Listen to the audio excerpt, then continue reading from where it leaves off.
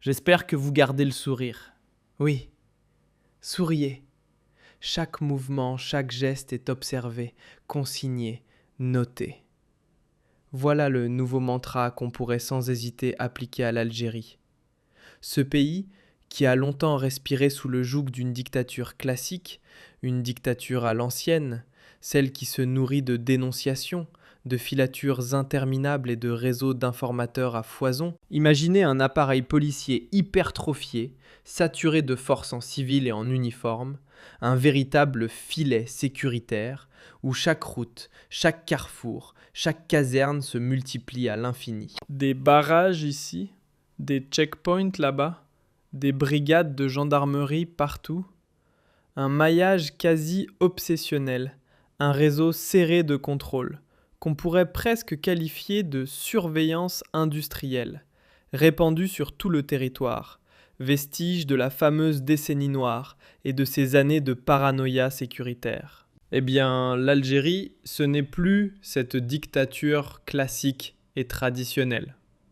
L'Algérie, j'espère que vous gardez le sourire. Oui, souriez. Chaque mouvement, chaque geste est observé, consigné, noté. Voilà le nouveau mantra qu'on pourrait sans hésiter appliquer à l'Algérie.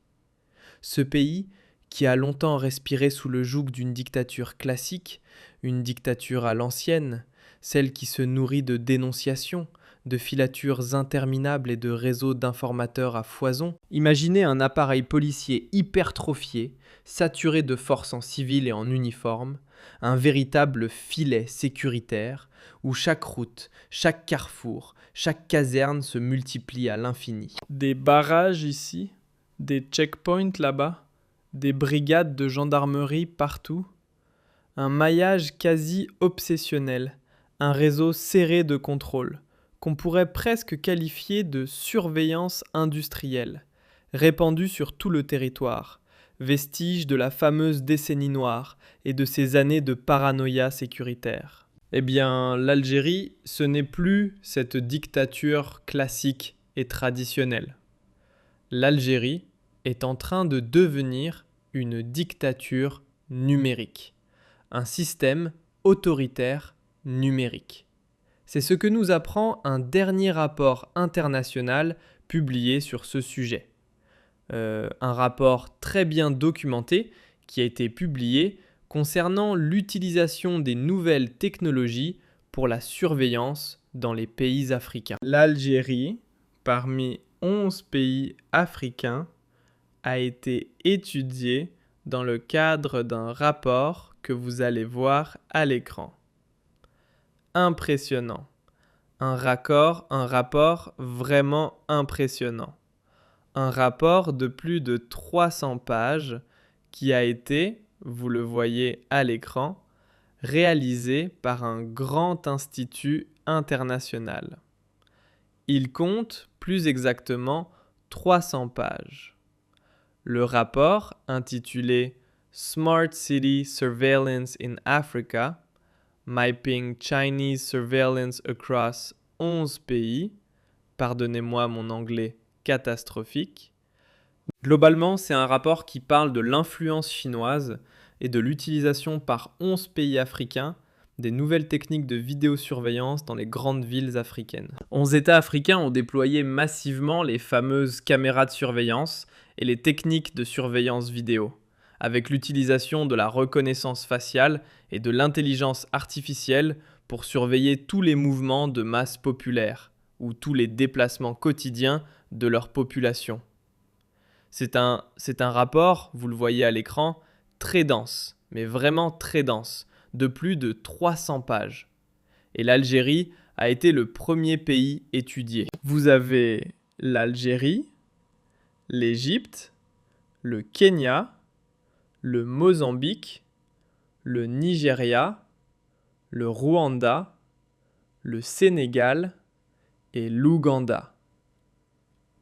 L'Algérie, durant presque une quarantaine de pages, Youseri Juni Roberts, un spécialiste de la matière, a analysé le développement et le déploiement en Algérie d'un réseau dense de caméras de surveillance utilisant les dernières technologies chinoises et russes. Alors ce rapport a été édité et élaboré par l'Institute of Development Studies, EDS, qui est un centre de recherche et d'enseignement très connu parmi les plus influents au monde, notamment dans le domaine du développement international. EDS est basé sur le campus de l'Université du Sussex à Brighton, Royaume-Uni.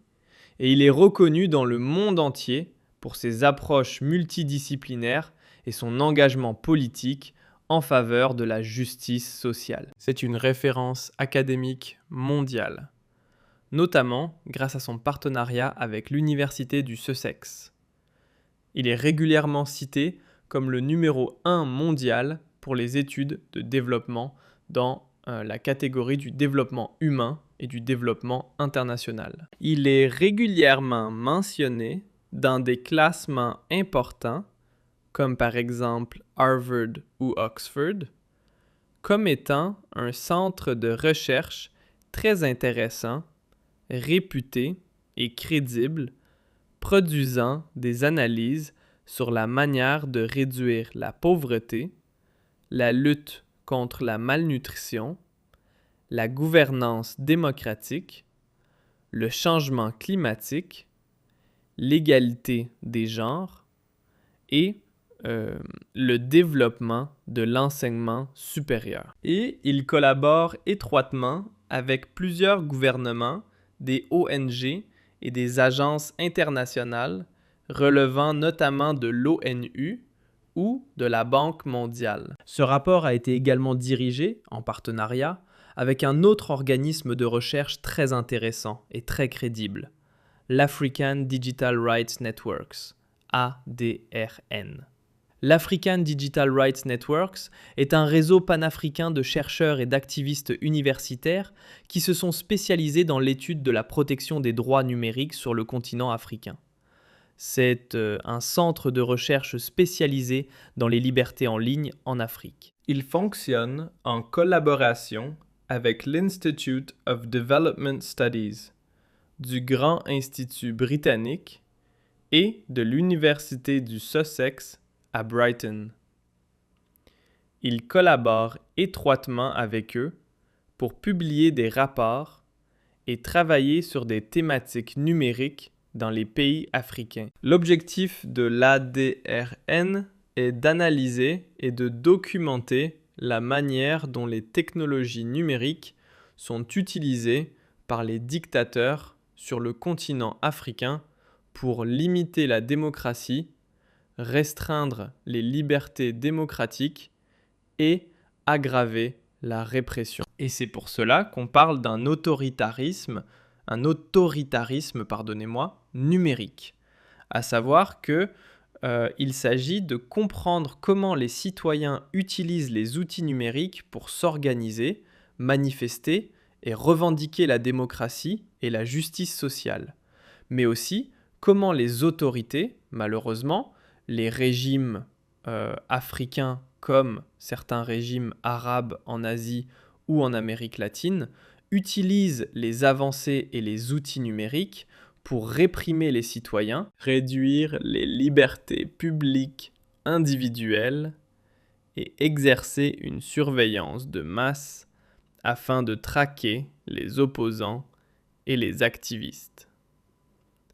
C'est exactement dans cette perspective que ce rapport a mis en évidence les spécificités du développement d'un autoritarisme digital en Algérie, pour reprendre l'expression. En Algérie, ces dernières années, notamment depuis 2019, le pays subit une forte influence chinoise, visant à développer un concept qui, normalement, dans l'absolu, devrait être rassurant.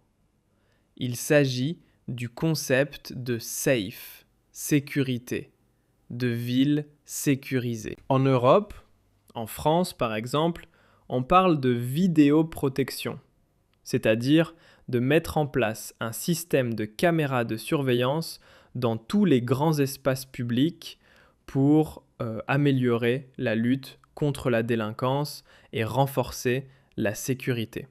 D'où le concept de safe sécurité. Sauf que l'Algérie n'a pas choisi d'importer le modèle occidental. Elle a décidé d'adopter le modèle chinois. La safe sécurité en Chine ne se limite pas à la lutte contre l'insécurité et la délinquance. C'est un moyen de traquer, de surveiller en masse et d'espionner l'ensemble de la population. En réalité, l'Algérie s'est équipée auprès des géants chinois comme Huawei et ZTE, qui ont fourni des systèmes incluant des caméras de surveillance intelligentes et des dispositifs de reconnaissance faciale. Initialement déployés à Alger, d'abord comme première expérience avant 2019. Ensuite, ils ont été étendus à d'autres wilayas, notamment Oran et Constantine, les autres wilayas les plus peuplés du pays. Et l'Algérie a aussi subi l'influence russe, puisque le rapport que nous avons cité, vous pouvez, maintenant nous allons vous montrer la partie qui est dédiée à l'Algérie. Une dizaine de pages vraiment très fouillées. Le rapport a également découvert que l'expertise russe est utilisée par le gouvernement algérien, notamment en matière de cybersécurité et de logiciels de surveillance des réseaux, et que les autorités algériennes s'appuient sur cette expertise pour le contrôle des flux d'informations communiqués par le dispositif de caméras de surveillance importé de Chine et déployé en Algérie. Ce rapport rappelle aussi que les autorités algériennes ont adopté ces technologies de surveillance de masse sans réforme législative. Malheureusement, depuis 2021, les autorités algériennes ont adopté une ordonnance qui facilite la surveillance électronique sans autorisation judiciaire préalable dans certains contextes. Les services de sécurité en Algérie ont le droit d'utiliser les caméras de surveillance et la vidéosurveillance comme ils le souhaitent, pour n'importe quel motif et pour n'importe quelle intervention. Il n'existe aucun encadrement judiciaire. Pire encore, le contexte politique du HAK de 2019 a favorisé l'émergence d'un autoritarisme politique qui instrumentalise clairement les outils de vidéosurveillance et les dispositifs les plus modernes de surveillance. Alors, le rapport, par exemple, explique très bien qu'il y a une accélération technologique ou une accélération de l'utilisation des dernières technologies de la surveillance de masse en réponse des autorités algériennes face au mouvement du hack, utilisant ces outils pour identifier les manifestants et surveiller les activistes du hack, notamment leurs déplacements, et pour les espionner et les traquer dans leur vie quotidienne. Donc ce rapport est très détaillé sur l'Algérie, vraiment très détaillé. Nous allons donner quelques précisions. Alors par exemple, sur Alger, ce rapport nous apprend qu'il y a plus de 5000 caméras. 5000 caméras dans le cadre de ces dispositifs chinois importés par l'Algérie, utilisés par les services de sécurité algériens. Les services de sécurité algériens qui les utilisent sont la DGSN, la police nationale, et la DGSI, les services de renseignement, le renseignement intérieur également. La gendarmerie algérienne a accès à ce système, mais ce sont essentiellement la DGSN et la DGSI qui l'utilisent. Les systèmes chinois permettent une analyse, ce rapport a plutôt procédé à une analyse du déploiement des systèmes de surveillance, plus de 5000 caméras à Alger. comment le cadre législatif algérien a évolué, notamment avec l'ordonnance de 2021 qui a légalisé la surveillance. Les entreprises chinoises Huawei et ZTE sont les deux fournisseurs principaux des outils de contrôle numérique pour l'État algérien. Alors, dans ce rapport, par exemple, on nous apprend que les déploiements massifs de ces caméras de surveillance à Alger, plus de 5000 au départ, les dernières acquisitions et les derniers chiffres n'ont pas encore été confirmés par les experts de ce rapport, mais que ces dispositifs ne sont plus seulement destinés à la régulation du trafic ou à la lutte contre la criminalité de droit commun, comme c'était le cas initialement, puisque aujourd'hui, il s'agit de les utiliser essentiellement pour la surveillance des mouvements de contestation. Il y a aussi l'intégration de l'intelligence artificielle. Le rapport souligne que ce rapport international et ses conclusions indiquent que les autorités algériennes recourent à l'usage de la reconnaissance faciale et de l'analyse automatisée des comportements, comme en Chine. Exactement. Cela permet d'identifier des individus dans des foules denses, comme lors, par exemple, des marches du HAK ou des rassemblements populaires. Ainsi, avec les technologies chinoises, le régime algérien, le régime Tebboune, peut aujourd'hui identifier un opposant, des leaders, des personnes qui portent des pancartes, qui arborent certaines pancartes ou qui scandent certains slogans. En les identifiant avec précision, on peut procéder à leur arrestation, à leur harcèlement et, éventuellement, à leur placement en détention. Alors ce rapport met encore une fois en évidence la dépendance technologique de l'Algérie vis-à-vis de la Russie et de la Chine. L'Algérie n'a pas inventé ces technologies de surveillance de masse, ni de surveillance des mouvements de sa population. Ce sont des inventions et des technologies chinoises et russes qui sont importées, et les autorités algériennes ont décidé de dépendre davantage de la Russie et de la Chine afin de ne pas dépendre des pays occidentaux. L'Algérie ne fait pas confiance aux pays occidentaux. Donc, par crainte d'être espionnée, piratée ou hackée.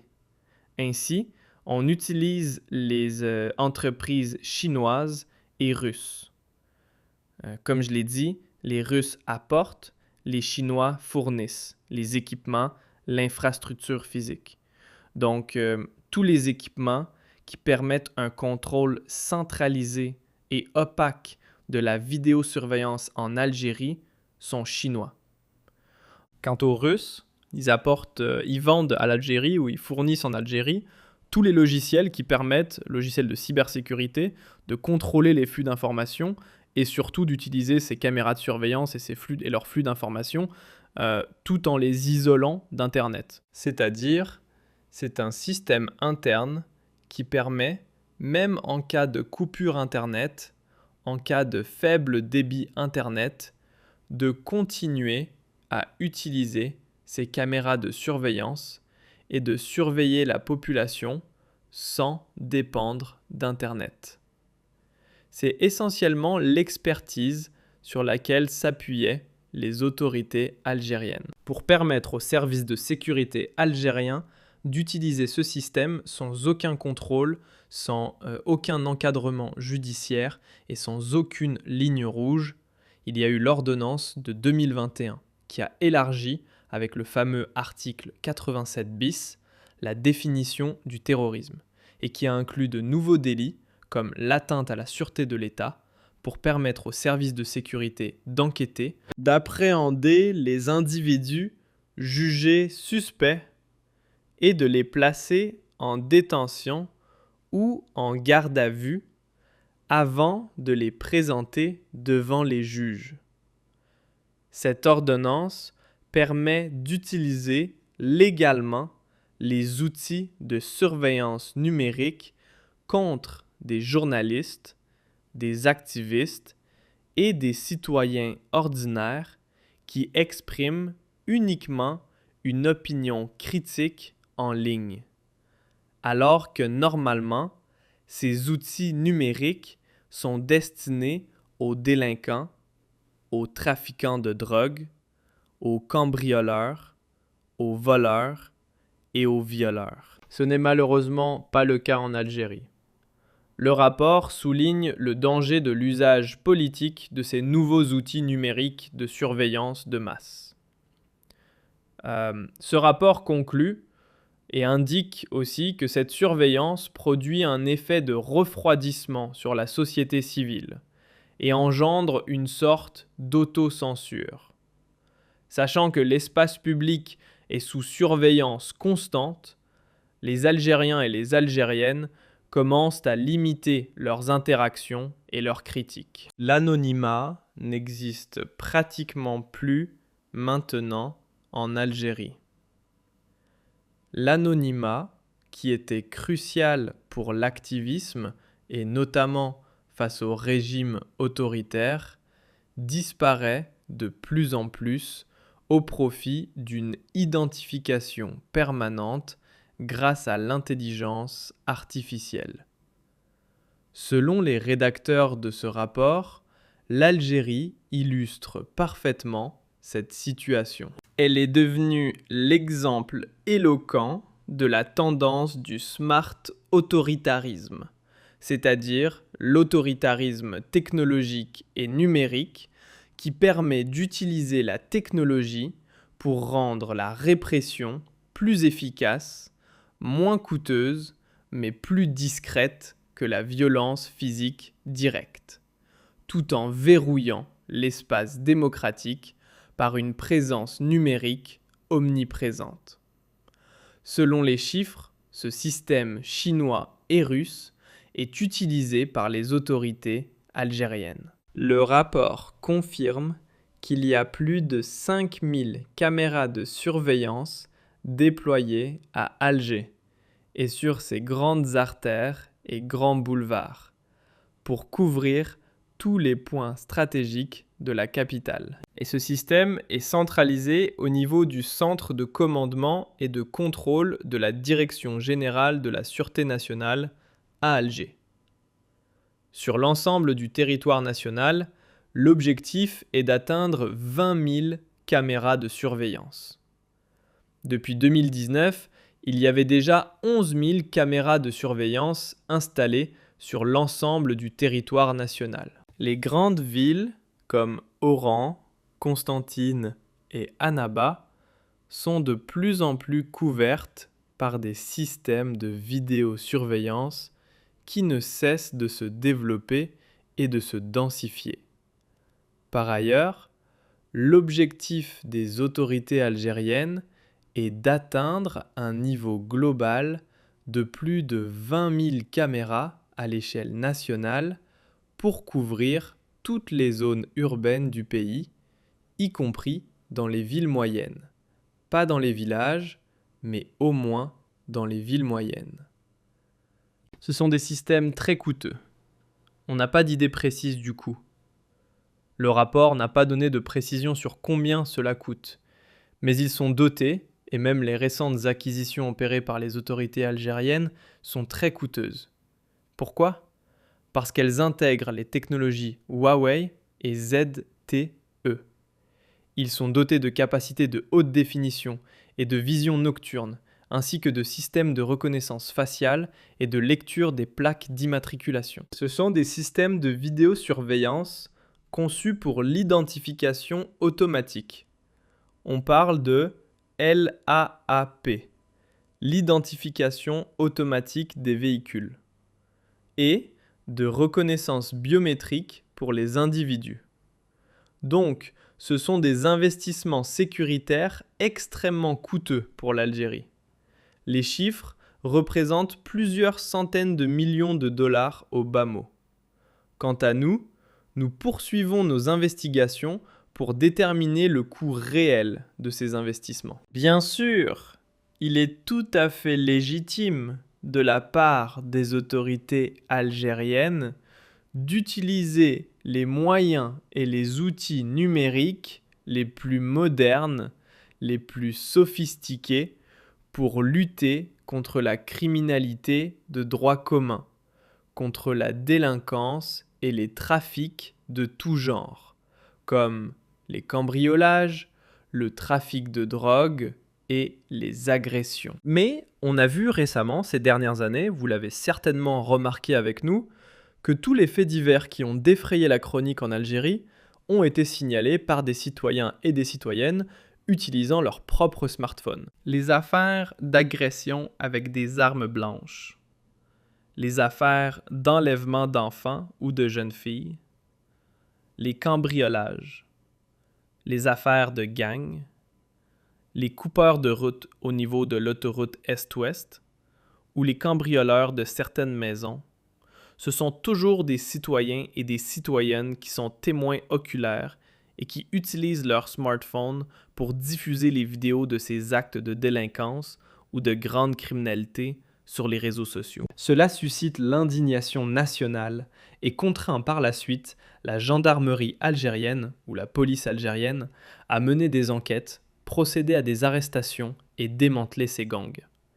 Mais on n'a jamais vu les autorités algériennes elles-mêmes utiliser ces milliers de caméras de vidéosurveillance pour traquer les criminels, qu'il s'agisse de grands délinquants ou de petits délinquants.